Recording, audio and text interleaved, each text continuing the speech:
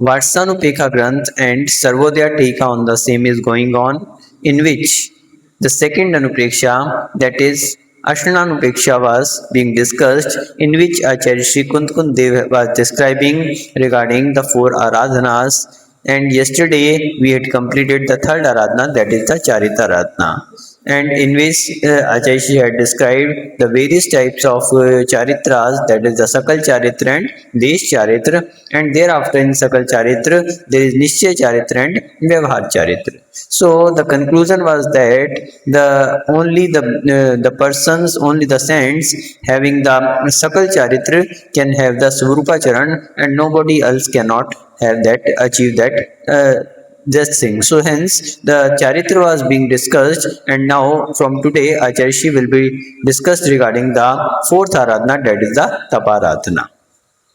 बंधुओं, परम पूज्य गणाचार्य श्री 108 विराग सागर जी महाराज द्वारा विरचित सर्वोदया टीका, जो कि आचार्य श्री कुंद देव के महान ग्रंथ वात्सानुपेखा पर चल रही है, जिसमें आचार्य श्री दूसरी अनुप्रेक्षा, पहली अध्रुवानुप्रेक्षा पूर्ण करने के उपरांत अष्टानुप्रेक्षा नाम की दूसरी अनुप्रेक्षा का वर्णन कर रहे हैं।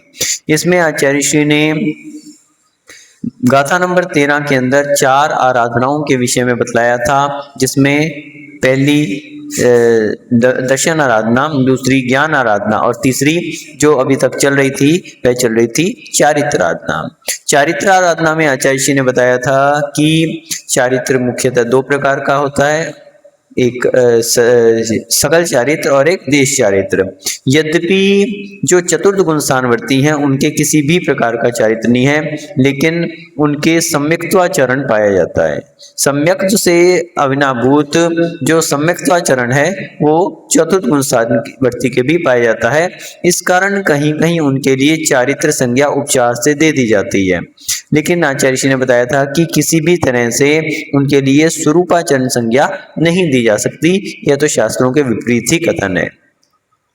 चारित्र के विषय में बताते हुए आचार्य जी ने देश चारित्र का वर्णन किया, जो कि 11 प्रतिमा रूप है, और इसके बाद सकल चारित्र की जो बात आई तो सकल चारित्र में भी व्यवहार चारित्र और निश्चय चारित्र, उसमें भी व्यवहार चारित्र में सराग चारित्र और निश्चय चारित्र जो कि वीतराग चारित्र कहलाता है, इसके विषय में कल पूरा का पूरा वर्णन आचार्य जी ने अनेकों ग्रंथों का उदाहरण देते हुए, यानी कहीं मोक्ष प्राप्ति के विषय में बताते हुए पंचास्तिकाय, प्रवचन सार, बृहद द्रव्य संग्रह आदि के विषय में इनमें क्या क्या परिभाषाएं हैं वो सारी की सारी चीजें कल चर्चा में आई थी।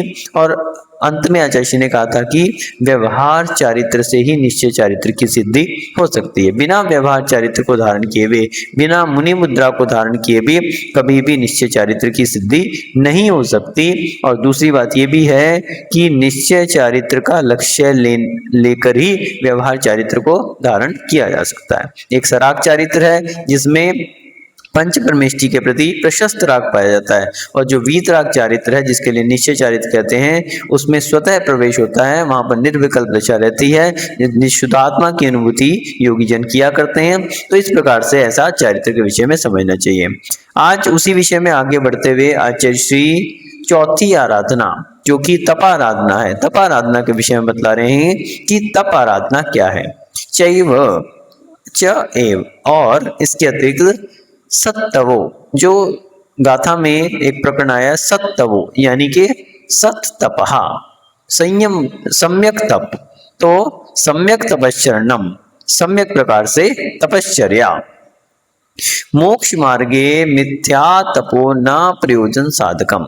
आचार्य जी कह रहे हैं कि मोक्ष मार्ग में जो प्रयोजन भूत है वो क्या है, सम्यक तप ही प्रयोजन भूत है, मिथ्या तप किसी भी प्रकार से प्रयोजन भूत नहीं है।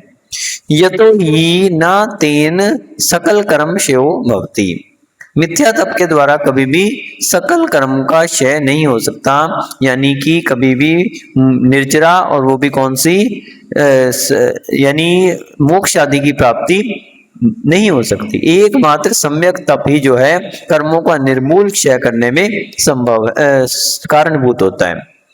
तो तप की परिभाषा देते हुए कहा कर्म क्षयार्थम तप्यते इति तपः, और दूसरी परिभाषा दी तच्च इच्छा निरोध रूपम भवति, यानी जैसा कि तत्वार सूत्र में आचार्य श्री उमा स्वामी महाराज ने कहा, तप की परिभाषा देते हुए, इच्छा निरोधा तपा।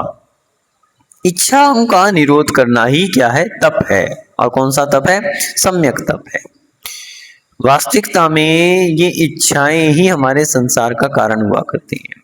व्यक्ति जो संसार में अनादिकाल से परिभ्रमण कर रहा है, वो किस लिए कर रहा है? इच्छाओं के कारण। और जिन्होंने इच्छाओं का निरोध कर लिया, उनके लिए जो है मोक्ष की प्राप्ति संभव है। बिना इच्छाओं का निरोध किए मोक्ष की प्राप्ति हो नहीं सकती। और जो तप का लक्ष्य है वो भी क्या है? मोक्ष की ही प्राप्ति है। वही यहाँ पर कहा, कर्म क्षयार्थम तप्यते इति तपा। कर्मों के क्षय के लिए जो तपा जाता है उसे तप कहते हैं। कर्मों के क्षय के लिए कोई भी मुनिराज कोई भी कार्य करते हैं, चाहे प्रतिक्रमण करते हैं, चाहे स्वाध्याय करते हैं, चाहे सामायिक करते हैं, और भी जितनी भी क्रियाएं करते हैं, योग धारण करते हैं, ये सब किस लिए करते हैं? कर्मों के क्षय के लिए करते हैं। हाँ हाँ, बोलो बोलो। हाँ,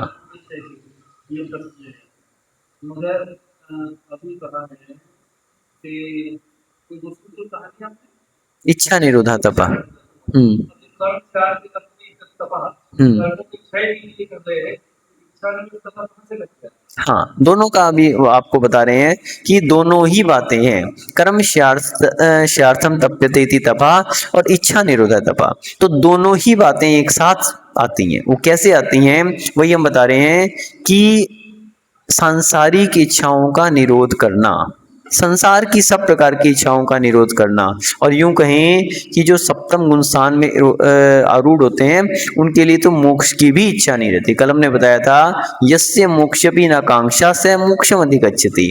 तो स्वरूप संबोधन में आचार्य श्री अकलंक देव ने ये बात कही है कि जिनके लिए मोक्ष की भी इच्छा नहीं रही वही वास्तविकता में मोक्ष को प्राप्त करते हैं। तो इच्छाओं का निरोध भी किस लिए किया जाता है? कर्मों के क्षय के लिए। कर्म बंध का कारण क्या है? ये इच्छाएं तो है। कर्म बंध भी इच्छाओं के कारण होता है। तो दोनों बातें एक दूसरे के समानांतर हैं। कर्म क्षयार्थम तप्यते इति तपा, यानी कर्मों के क्षय के लिए जिसे तपा जाता है तो वो भी तप है, और इच्छा का निरोध करना भी तप है। जब दीक्षा ली जाती है तो दीक्षा का क्या अर्थ है? दीक्षा का अर्थ क्या है? दे दी इच्छा वो दीक्षा, यानी इच्छाओं का जिन्होंने निरोध कर दिया। आचार्य श्री कभी भी कोई दीक्षा देते हैं तो उससे पहले पूछ लेते हैं साधक से कि तुम्हारी क्या कोई इच्छा बाकी है? कोई कहे कि हमें अमुक तीर्थ वंदना करनी है, बोले पहले करके आ जाओ। आप उन इच्छाओं को पहले पूर्ण कर लो, क्योंकि एक बार आपने मोक्ष मार्ग में प्रवेश कर लिया, एक बार आपने साधक जीवन को अपना लिया, अब कोई भरोसा नहीं है कि कब आपके लिए अमुक तीर्थ की यात्रा हो पाए ना हो पाए। वो तो जहां विचरण कर रहे हैं पूरी धरती ही उनके लिए तीर्थ है। किसी ने कहा कि आचार्य जी ने पूछा कि आप दीक्षा लेके क्या करोगे? तो बोले कि मैं सभी तीर्थ स्थानों की यात्रा करूंगा। बोले आप पहले तीर्थ स्थानों की यात्रा करके आ जाओ, उसके बाद आपके लिए दीक्षा दी जाएगी। किसी ने कहा कि मैं बहुत बड़े एक तीर्थ का निर्माण करवाऊंगा। तो आचार्य जी कह रहे कि आपको जो तीर्थ का निर्माण कराना है पहले करा के आ जाओ, उसके बाद आप दीक्षा धारण करना। दीक्षा तो तभी हो सकती है जब कोई इच्छा बाकी न रहे। कोई कहते हैं कि मैं बहुत बड़ा अपना संघ बनाऊंगा, बहुत सारे शिष्यों को दीक्षा दूंगा। तो आचार्य जी कहते हैं अभी भी आपके लिए जब तक ये इच्छा बाकी है तो आपकी दीक्षा नहीं हो सकती। और भी यदि किसी की कोई इच्छाएं हैं तो जब तक आपके मन में कोई इच्छाएं बाकी हैं तब तक कोई भी दीक्षा नहीं हो सकती। दीक्षा तो तब हो सकती है जब एकमात्र मोक्ष की इच्छा रह जाती है, क्योंकि निश्चित रूप से छठे गुण स्थान में जब साधक होता है तो मोक्ष की प्राप्ति के लिए ही उसकी इच्छा रहती है, कर्मों के क्षय की निर्मूल क्षय की इच्छा रहती है। इसलिए हम बतला रहे थे कि जितनी भी क्रियाएं हम करते हैं, चाहे सामायिक करें चाहे स्वाध्याय करें, तो उनमें एक विज्ञप्ति बोलते हैं। क्या बोलते हैं उसमें? कि हम ये क्यों पढ़ रहे हैं। जैसे सामायिक कर रहे हैं हम, अथ पौर्वाणिक देववंदना क्रियाएं हम पूर्वाचार्य क्रमेण सकल कर्म क्षयार्थम भाव पूजा वंदना स्वश्वेतम श्री सिद्ध भक्ति काव्य में, यानी सकल कर्मश्यार्थम। ये शब्द हर जगह हर विज्ञप्ति में बोला जाता है। योग धारण करते हैं, आहार के लिए उठते हैं, आहार के बाद आने के बाद फिर से अपन जो है अपने अगले दिन तक के लिए प्रत्याख्यान करते हैं। जितनी भी क्रियाएं 28 मूल कर्म जितने भी करते हैं सब में ये विज्ञप्ति बोलते हैं कायोत्सर्ग करने से पहले सकल कर्मश्यार्थम, यानी जितने भी हम कार्य कर रहे हैं वो किस लिए कर रहे हैं, सभी कर्मों के निर्मूल क्षय करने के लिए कर रहे हैं। तो एकमात्र एक इच्छा है सकल कर्मश्यार्थम, मोक्ष को प्राप्त कर सके हम, सारे कर्मों का क्षय हो जाए। सुगई गमनम समाहि मरणम, तो सुगति में गमन हो, यानी कौन सी गति, पंचम गति। यहाँ पे कोई देव गति नहीं समझ लेना, सुगति यानी पंचम गति। समाहि मरणम, समाधि मरण हो, क्यों हो, ताकि मोक्ष को प्राप्त कर सकें। आज अगर समाधि मरण करेंगे तो निश्चित रूप से बहुत जल्दी व्यक्ति मोक्ष को प्राप्त करता है, सभी प्रकार के कर्मों का क्षय करता है। तो वास्तविकता में तप कल्याणक, जिसके लिए कहते हैं हम तप कल्याणक, उसके लिए दूसरा नाम क्या है, दीक्षा कल्याणक। तो दीक्षा जो है वो अपने आप में ही एक तप है। तो यूं कहें कि चारित्राराधना और तपाराधना को लिए अगर हम देखें तो वास्तविकता में कोई अलग अलग नहीं है, लेकिन विशेष रूप से जो तप किए जाते हैं चारित्र को धारण करने के बाद, चारित्र भी अपने आप में एक तप है। जितने भी साधक हैं वो सभी तपस्वी हैं, सभी एक टाइम आहार करते हैं, उसी समय पानी लेते हैं, सभी के सभी 4 महीने में केशलोच भी करते हैं, सभी पैदल विहार भी करते हैं, सभी 28 मूल गुणों का पालन भी करते हैं। तो ये सब क्या है, ये तपस्या ही तो है। तो जितने भी साधक हैं, जितने भी पिछीधारी हैं, सभी क्या हैं, तपस्वी हैं। लेकिन उसमें भी आगे तपाराधना के लिए अलग से कहा, वो क्यों कहा, जो उसमें भी विशेष तप किए जाते हैं, उपवास है, अनुदर है, वृत्ति परिसंख्यान है, रस परित्याग है, विविक्ष्यासन है, काय क्लेश है, प्रायश्चित, विनय, वैयावृत्ति, स्वाध्याय, व्युत्सर्ग, ध्यान, ये जो 12 तपों की बात यहाँ पे आई, ये जो विशेष अनुष्ठान किए जाते हैं, ये क्यों किए जाते हैं, इसीलिए किए जाते हैं ताकि कर्मों को समय से पहले उदय में लाकर अगर पकाया जा सकता है, जैसे पाल में आम को पकाया जाता है तो उगने उसका पकने का समय नहीं आया, लेकिन विशेष प्रक्रिया के द्वारा उसको समय से पहले पका लिया जाता है। उसी प्रकार से कर्मों को उदय में आने से पूर्व ही विशेष तपस्या के द्वारा उनको तब निर्जीर्ण किया जाता है, तो वो तपस्या के द्वारा संभव है। तो इसीलिए साधक लोग जो हैं वो तपस्या करते हैं, और यही तपस्या वास्तविकता में मोक्ष मार्ग में प्रयोजनभूत है, और इससे जो निर्जरा होती है वही निर्जरा मोक्ष मार्ग में प्रयोजनभूत कही जाती है। तो यही यहाँ पे कहा कि इच्छा निरोध रूप भवती। तो ये जो कर्म का क्षयार्थ है, यहाँ पर एक ही लाइन में आचार्य जी ने आपके प्रश्न का उत्तर दे दिया, कर्म क्षयार्थम तप्यते इति तपः ततश्च इच्छा निरोध रूपम भवती। तो वो जो कर्म के क्षय के लिए तपा जाता है वो तप है, और वो क्यों और वो कैसा होता है, इच्छाओं के निरोध रूप हुआ करता है। वो तप ही जो है अपने आप में इच्छाओं के निरोध रूप हुआ करता है, और उसके पीछे लक्ष्य क्या है, कर्मों का क्षय करना, वो उसका लक्ष्य है। इच्छाओं का निरोध क्यों कर रहे हैं, ताकि हम कर्मों का क्षय कर सकें। अतः प्रवचन सार तात्पर्य वृत्तियाम, आचार्य श्री कह रहे हैं कि इसलिए प्रवचन सार की तात्पर्य वृत्ति में गाथा नंबर 79 की प्रक्षिप्त गाथा है, गाथा नंबर 5, उसमें आचार्य श्री क्या कह रहे हैं, समस्त रागादि पर समस्त भावे इच्छा त्यागेन स्वस्वरूपे प्रतपणम विजयनम तपः। तो तप की यहाँ पर एक और परिभाषा उन्होंने दी कि समस्त रागादि पर भाव, जितने भी राग द्वेष मोह, जितने भी विकारी भाव हैं, जितने भी परकीय भाव हैं, इन सभी का समस्त भावे इच्छा त्यागेन, इन सभी में समस्त इच्छाओं का त्याग कर स्वस्वरूपे प्रतपणम, अपने स्वस्वरूप में प्रतपन करना, दीप्तिमंत होना, उसमें डूब जाना, विजयनम, उन पे विजय प्राप्त करना, वो क्या है, तपा, वो ही वास्तविकता में तप है।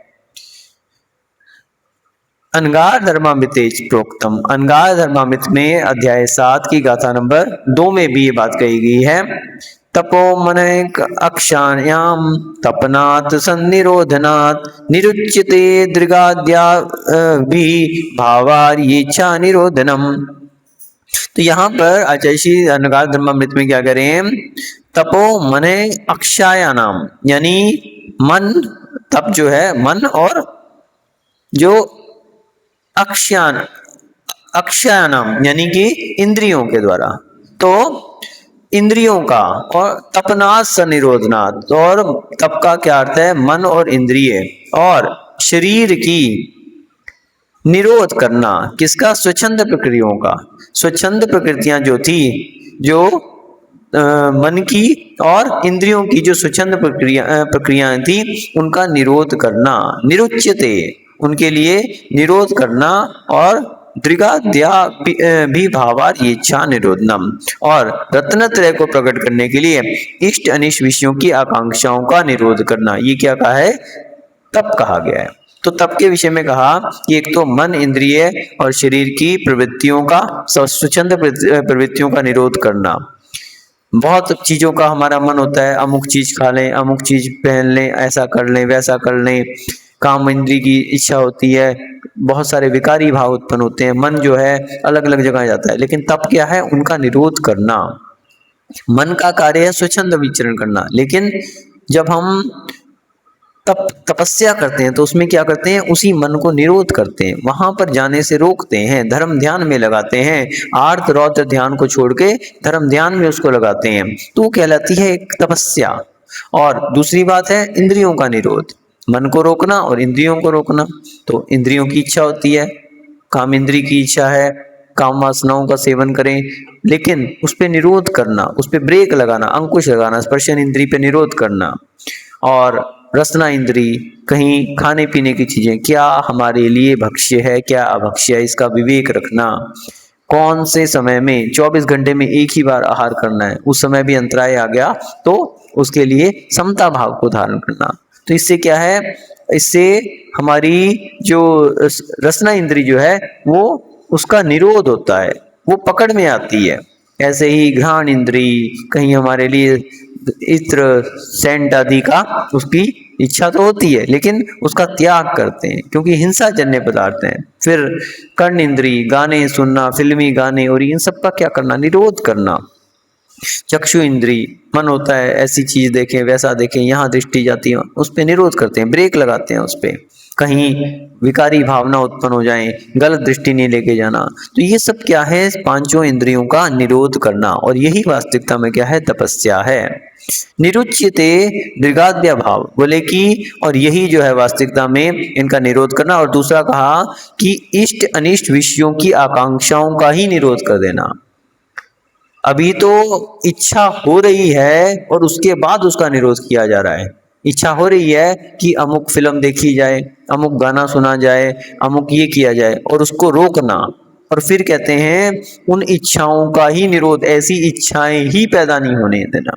जैसे कोई बालक प्रारंभिक भूमिका में होता है, अब उसके लिए आलू प्याज बहुत अच्छा लगता है, लेकिन मुनिराज ने नियम दे दिया 1 महीने के लिए आपका आलू प्याज का त्याग।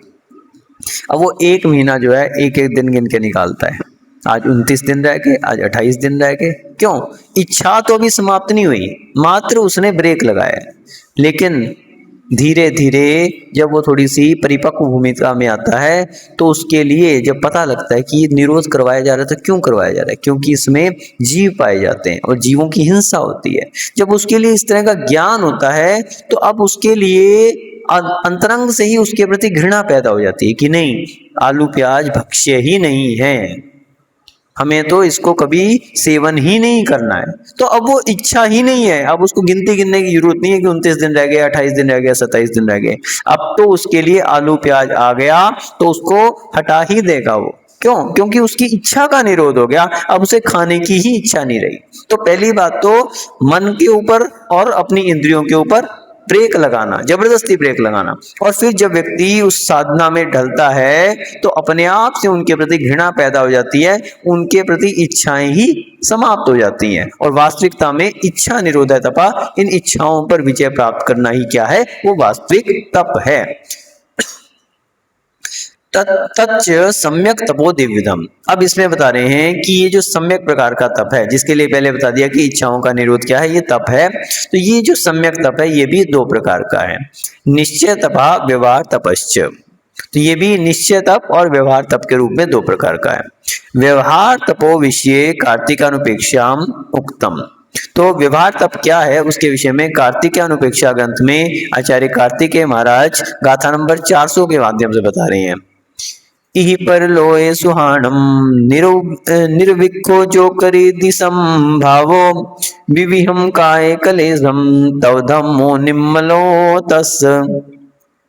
अच्छा इसी कह रहे हैं इहि पर लो सुहानम, जो इस लोक और परलोक के सुहानम यानी सुखों की अपेक्षाएं हैं, निर्वेखो जो उसको क्या करता है, उनको निरापेक्ष करता है, उनकी अपेक्षाएं नहीं रखता, और करीदी समभावो उसमें समता भाव धारण करता है। तो सबसे पहले क्या कहा कि इस लोक और परलोक संबंधी सुखों की अपेक्षाएं ना रख के उनके प्रति समता भाव धारण करना, और विविही काय क्लेशम उसके बाद जो अनेक प्रकार का काय क्लेश किया जाता है, तब धम्मो निर्मलो तस्य उसके निर्मल तब हुआ करता है। अब काय क्लेश का अर्थ यहाँ पर समझना चाहिए कि काय क्लेश से तात्पर्य जैसा जैनेतर लोगों के यहाँ देखा जाता है, कहीं कोई पहाड़ को हाथ में लेके तपस्या कर रहा है, कोई अपने ऊपर कोड़े मार रहा है, कोई अग्नि जला के तपस्या कर रहा है,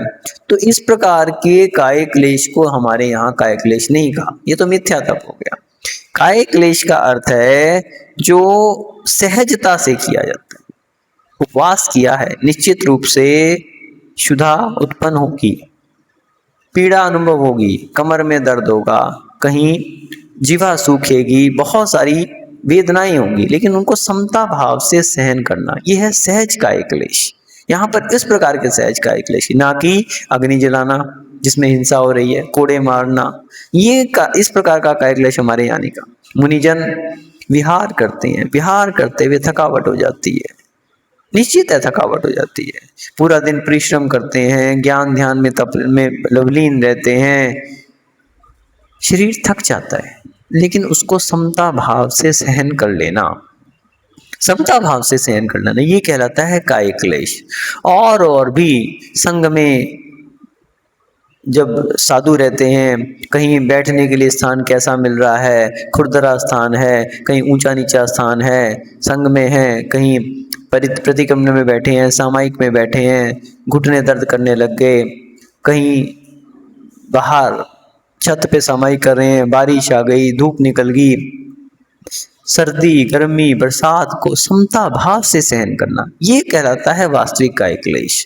तो यहाँ पर जो विविहम काय क्लेशम की बात कही, तो अनेक प्रकार के काय क्लेश से कहने का तात्पर्य है कि जो सहज रूप से शरीर को कष्ट होता है उसको सहज रूप से सहन कर लेना, समता भाव धारण कर लेना, और भेद विज्ञान में डूबकर कि ये शरीर हमारा है ही नहीं, मैं तो इससे भिन्न एक आत्मा हूं, इस प्रकार के जो साम्य भावों को धारण करते हैं उनके निर्मल तप हुआ करता है।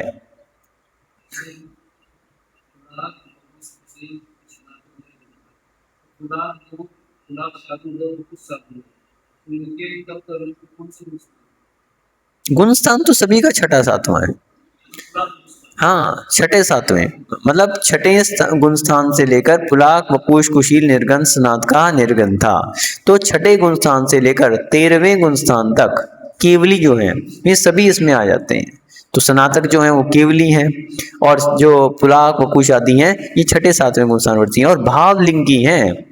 हाँ ऐसा नहीं समझ लेना कि ये कहीं द्रव्य लिंगी है, भाव लिंगी है, छठे सातवें गुण स्थान वर्ती है। पुलाक कौन है, जिनके मूल गुणों में भी दोष लग जाता है, ऐसे पुलाक हैं। अब जिनके मूल गुणों में 28 मूल गुणों में दोष लग रहा है, अब आप कहेंगे कि वो साधु कैसे रहे, तो मूल गुणों में दोष लगना अलग बात है और मूल गुणों में दोष लगाना अलग बात है। लगना अलग बात है, लगाना अलग बात है। मुनि महाराज विहार करके आए, प्रतिक्रमण का समय था, प्रतिक्रमण करने भी बैठ के, लेकिन अचानक से थके हुए थे, निद्रा लग गई, झोंका आ गया, समय निकल गया, उतने में अंधेरा हो गया, लाइट नहीं थी, प्रतिक्रमण याद नहीं था, प्रतिक्रमण नहीं कर पाए, प्रतिक्रमण नहीं कर पाए।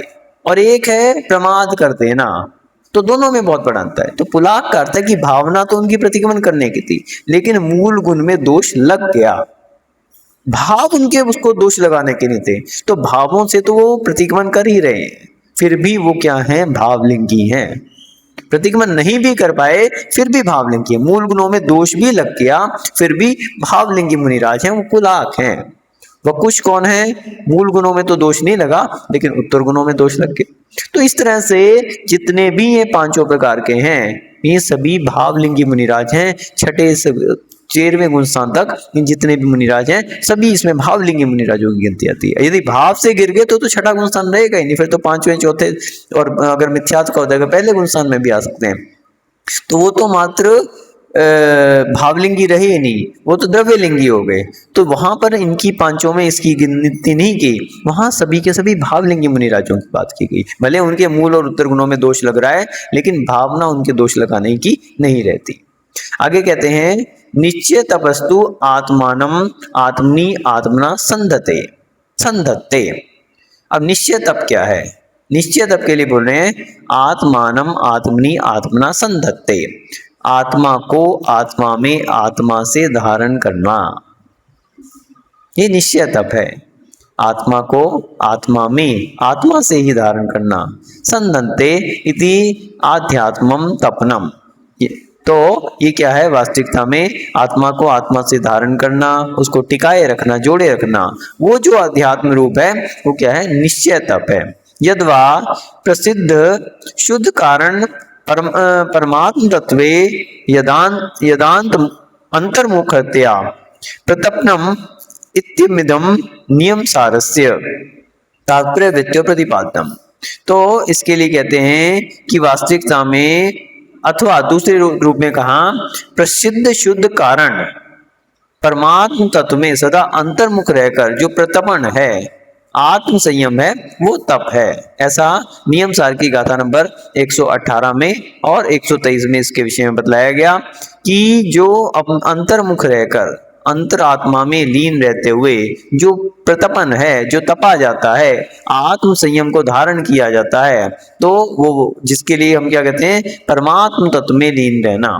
तो वो वास्तविकता में क्या है? निज अंतर्मुख रह के, निज आत्मा में ही लीन रह के जो तपा जाता है, उसकी जो साधना आराधना की जाती है, आत्म संयम को धारण किया जाता है, वो कहलाता है निश्चय तप। और इत्यादि रूप जो नियम सार की गाथा में इसके विषय में कहा है। अब आगे व्यवहार तप के विषय में फिर कहते हैं कि व्यवहार तप दो प्रकार का है। पहले तो बताया तप दो प्रकार का, एक निश्चय तप और एक व्यवहार तप। तो निश्चय तप तो क्या हो गया कि निज आत्मा को आत्मा से आत्मा के द्वारा ही धारण कर लेना, या आत्मा में ही धारण कर लेना, वो निश्चय तप है। और व्यवहार तप के लिए कह रहे हैं व्यवहार तप सोपी दो भेदो बाह्याभ्यंतर चेती। तो व्यवहार तप के दो भेद हैं, आप सभी को पता है, एक बाह्य तप और एक आभ्यंतर तप। तो बाह्य द्रव्यापेक्षात्वात् पर प्रत्यक्षत्वाच्च बाह्य मुच्यते। तो बाह्य क्यों कहा? कि बाह्य द्रव्य की जिनमें अपेक्षाएं रहती हैं, बाह्य वस्तु की जिसमें अपेक्षा रहती है, या दूसरों को जो बाह्य रूप से प्रत्यक्ष दिखाई देता है, वो क्या कहलाता है? बाह्य तप। तो बाह्य तप के विषय में बाह्य तप के नाम बतला दिए। अंशन बाह्य तपश्चड्वेदा अंशन अवमोदर्ये वृत्ति परिसंख्यानम रस परित्यागा विविक्ष्यासनम काय क्लेश चेति। तो 6 प्रकार का बाह्य तप हुआ करता है। अंशन यानी उपवास, अवमोदर्य भूख से कम खाना, वृत्ति परिसंख्यान जो मुनि महाराज मुद्रा लेके एक नियम ले लेते हैं कि अमुक विधि मिलेगी तो हम बड़गाहन को प्राप्त होंगे, तो वृत्ति परिसंख्यान। रस परित्याग जो 6 रस हैं, घी है, शक्कर है, नमक है, तेल है, पूरा ये अपना दही है, इन सब में से किसी एक का अथवा एक से अधिक का या 6 के 6 रसों का त्याग कर देना क्या कहलाता है? रस परित्याग। विविक्त शय्यासन एकांतवास यानी एकांत में शयन आसन आदि लगाना, वो क्या कहलाता है? विविक्त शय्यासन। और काय क्लेश, काय क्लेश के विषय हमने बता ही दिया कि जो सहजता से सहन किया जाता है, शरीर की थकावट होती है फिर भी उसको सहज रूप से जो सहन किया जाता है वो कहलाता है काय क्लेश। अनगार धर्मामृतेच भणितम, अनगार धर्मामृत के अध्याय 7 की गाथा नंबर 33 में भी इस विषय में कहा बाह्य द्रव्यानपेक्षत्वात् स्वसंवेद्य तत्वतः परे अन्ध्यात्वसात्तपा प्रायश्चित्वाभ्यन्तरं भवेत्। तो बोले बाह्य द्रव्यानपेक्षात्वात्, जिनमें बाह्य द्रव्य की अपेक्षा रहती है, बाह्य द्रव्य जिसमें चाहिए, स्वसंवेदत्वात् परे, और जिसमें स्व संवेदन होता है। तो इस प्रकार से जो बाह्य द्रव्य की अपेक्षा रखता है वो क्या है, बाह्य द्रव्य है, और परे यानी कि इससे अपर कौन सा है, वो अंतरंग तप है, जिसमें स्व संवेदन की क्या रहती है, प्रधानता रहती है। स्व संवेदन जिसमें होता है वो अंतरंग तप है। अनध्यस्ता तपा, तो बोले कि अंतरंग परिणामों की मुख्यता जिसमें रहती है वो अंतरंग तप है, और इनका स्वयं ही संवेदन होता है, ये देखने में भी नहीं आते। जो अंतरंग तप है वो बाह्य रूप से देखने में नहीं आते, तो इनको अनाहरगत लोग धारण नहीं कर सकते, सामान्य व्यक्ति इनको धारण नहीं कर सकता। तो इसलिए जो प्रायश्चित, विनय, वैयावृत्ति आदि है, ये इनके लिए अंतरंग तप कहा गया है। आभ्यंतर तपसो भी षड्भेदा, अभ्यंतर तप के भी 6 भेद होते हैं। प्रायश्चितम, विनय, वैयावृत्यम, स्वाध्याय, व्युत्सर्गा, ध्यानम चेति। तो ये 6 प्रकार का प्रायश्चित, विनय, वैयावृत्ति, स्वाध्याय, व्युत्सर्ग और ध्यान, ये 6 प्रकार का और ध्यान, ये 6 प्रकार के अंतरंग तप हैं। और तत्वार सूत्र से टीकायाम ज्ञातव्यम, तो विस्तार से यदि हम इस विषय में चर्चा करना चाहें तो तत्वार सूत्र का जो 9वां अध्याय है उसकी 19 से लेकर 44 नंबर के सूत्र में इनकी विशेष व्याख्याएं की हैं, जिसके विषय में अपन और